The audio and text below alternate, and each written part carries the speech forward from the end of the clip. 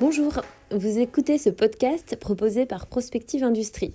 La dynamique Prospective Industrie est née de l'idée qu'une entreprise seule ne peut pas analyser tous les signaux faibles de son environnement. Collectés, analysés et synthétisés, ces signaux sont proposés aux industriels qui participent aux rencontres Prospective Industrie.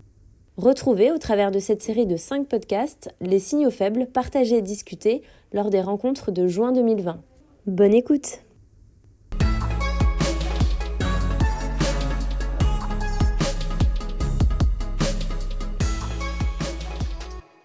Une autre partie concernant le monde d'après, parce que si au final ce fameux monde d'après dont beaucoup de personnes parlent n'avait pas déjà commencé, si c'était pas tout simplement déjà notre présent, ce fameux monde, en tout cas avec les enjeux qui s'y présentent.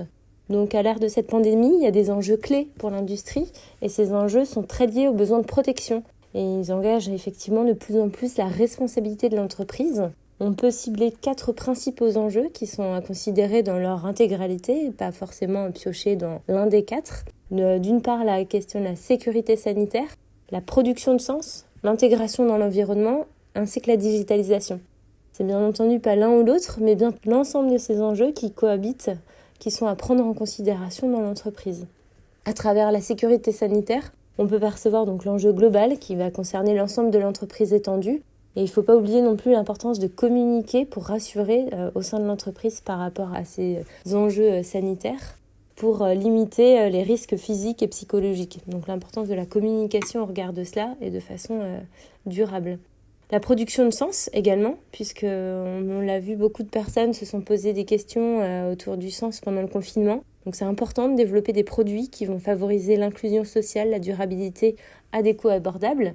La notion également, l'enjeu d'intégration dans l'environnement, donc avec l'importance de renforcer la contribution de l'entreprise aux enjeux environnementaux du territoire. Par exemple, atteindre les objectifs de neutralité carbone qui peuvent être donnés par une collectivité. Et puis, l'enjeu de la digitalisation, donc, puisqu'on sait que c'est essentiel pour le maintien et l'agilité de l'activité. Mais attention, il faut bien aussi que l'organisation derrière soutienne cette digitalisation. Et puis un paradoxe qui est observé et renforcé à l'heure actuelle entre à la fois l'accélération de l'industrie 4.0 et en parallèle le développement du low-tech. Est-ce qu'au final, ces investissements digitaux seront prioritaires en période de réception ? Donc, il y a une partie environnementale dans la plupart des plans de relance, mais dans le monde d'après, est-ce que le développement sera durable ? Ce qui est intéressant, c'est qu'on voit qu'on aspire à ce développement durable, mais qu'on observe en parallèle beaucoup de paradoxes autour de ces 3 piliers du développement durable que sont le social, l'économie et l'environnement. Au niveau social, on voit bien qu'il faut trouver un compromis à la fois entre la santé humaine et la santé économique. Le constat, c'est de la solidarité, des nouveaux rythmes de travail, une concentration sur l'essentiel, mais en parallèle, on voit bien une mise en évidence des inégalités sociales. Pareil, au niveau du travail, il faut mettre les bouchées doubles, mais en même temps, on a une aspiration à une meilleure qualité de vie au travail. Au niveau de l'économie, est-ce qu'on tend à recréer de la croissance ? On voit bien et on a pris connaissance des politiques de relance, mais est-ce qu'il n'y a pas aussi en parallèle un risque de perte de pouvoir d'achat ? Au niveau de la relance des chaînes de valeur mondiales, on voit bien qu'il y a des choses qui sont faites, mais en parallèle, il y a quand même des aspirations à la relocalisation, voire à une réindustrialisation. Et puis également le besoin de croissance qui peut être aussi remis en cause dans les modèles de croissance néolibérale. Donc il y a une remise en cause des modèles de croissance néolibérale avec un impact sur la santé, sur les inégalités sociales et l'environnement. Et puis enfin au niveau de l'environnement justement, est-ce qu'on a assisté réellement à une pause pour la planète ? Donc avec des coups d'arrêt sur les projets environnementaux, des enjeux environnementaux qui sont intégrés au plan de relance, mais en parallèle, une dégradation environnementale liée à la reprise, et puis aussi tout simplement la reprise de mauvaises habitudes concernant la consommation de CO2, notamment liée au transport.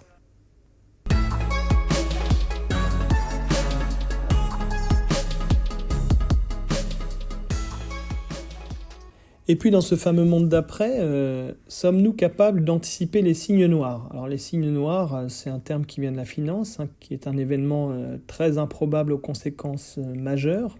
On voit qu'il existe déjà un certain nombre de risques aujourd'hui qui pèsent sur le monde, et aussi donc sur les entreprises, qui sont surveillées de près d'ailleurs, et qui sont de plus en plus documentées, que ce soit on peut parler des guerres bactériologiques, des événements météorologiques majeurs et extrêmes, comme la fonte du permafrost par exemple, des éruptions volcaniques, des éruptions solaires. Il y a un certain nombre de choses que que l'on connaît déjà et qui sont globalement faiblement pris en compte par les sociétés et les acteurs économiques. La question qu'on peut se poser, et cette crise du Covid-19 qui est apparue, peut nous interroger aussi sur la distinction que l'on peut faire entre la prédiction et l'anticipation. Sur la notion de prédiction, peut-on prédire l'apparition d'un organisme vivant ? Peut-on imaginer quel sera le domino qui fera vaciller le système ? Donc, est-ce qu'un nouveau virus pourrait, là encore, ou un krach financier pourrait faire dysfonctionner nos systèmes ? Si oui, à quelle date ? Quid du libre arbitre, là aussi, qui entre en jeu dans les décisions humaines et les comportements ? Donc voilà, c'est peut-être un peu difficile de prédire. Par contre, on peut anticiper. Et là, un certain nombre de questions. Que sait-on des tendances sous-jacentes ou émergentes qu'un prochain élément déclencheur peut renforcer ? Quelles sont les crises identifiables ? Quelles sont les mesures prises pour se protéger, pour résister, pour être résilient ? Avec des questions, peut-on se prémunir de l'intégralité des risques ? Comment intégrer l'incertitude dans ses dimensions à la fois intellectuelles et émotionnelles ? Et on voit bien avec cette crise que souvent on fait un petit peu un amalgame, notamment dans l'exercice de prospective, entre prédiction et anticipation.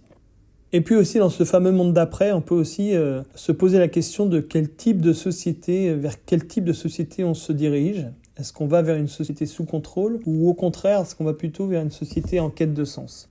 Évidemment, on a vu avec la crise actuelle qu'on a eu recours aux technologies, big data, intelligence artificielle, les algorithmes pour tracer, contrôler, identifier des personnes. On voit qu'il y a eu beaucoup de débats autour de ces sujets-là. Recours aux technologies aussi pour analyser et maîtriser les risques, anticiper, tout ça pour plus de sécurité, suivi des risques de maladies infectieuses, diagnostiquer, aider à concevoir des médicaments. Question qu'on peut se poser, c'est et si à terme les données médicales étaient couplées aux données bancaires, l'open banking, ou aussi aux données administratives et fiscales, déclarations en ligne, aux données commerciales, cookies sur les sites web, etc. Déjà un certain nombre de choses qu'on voit. Ou est-ce que au contraire, on va vers une société qui est plutôt en quête de sens, avec d'aspiration à plus de liberté, peut-être aussi toute la dynamique low-tech qu'on voit aujourd'hui apparaître, avec un phénomène plutôt de retour à l'essentiel. On a vu que toutes ces technologies de traçage des personnes, finalement, étaient assez limitées parce que reposaient sur le volontariat. Est-ce que ça veut dire derrière qu'un jour, ça nous sera imposé ou pas ? Et puis des inquiétudes fortes aussi autour de ces technologies sur la protection et la sécurité des données individuelles, qu'elles soient médicales ou autres. Donc là encore, des phénomènes de résistance. Et puis enfin, là aussi, c'est intéressant de voir toutes les dynamiques profondes que l'on voit apparaître autour de l'opposition à la 5G. Donc voilà, un certain nombre de questions qui se posent là aussi sur quelle société va apparaître demain, quelle acceptation sociale face à la mise en œuvre des technologies qui peuvent apparaître comme liberticides. Les mesures prises en état d'urgence avec le Covid-19 vont-elles être pérennisées au nom du principe de précaution ? Et puis toujours ce choix cornélien qui se pose entre liberté d'un côté et sécurité de l'autre. Pour penser ce fameux monde d'après, on a pu faire le constat qu'il y avait de nombreux mouvements d'expression citoyenne, favorisés par les outils digitaux, dont les réseaux sociaux, qui sont des bons leviers pour réfléchir à l'avenir. Et au-delà de ce constat, il peut être intéressant de s'interroger sur la place des industriels dans ce débat. Est-ce que demain, ils vont prendre part à ces débats ?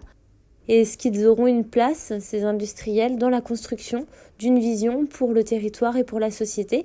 Ce sont en effet des axes de réflexion qui peuvent être posés.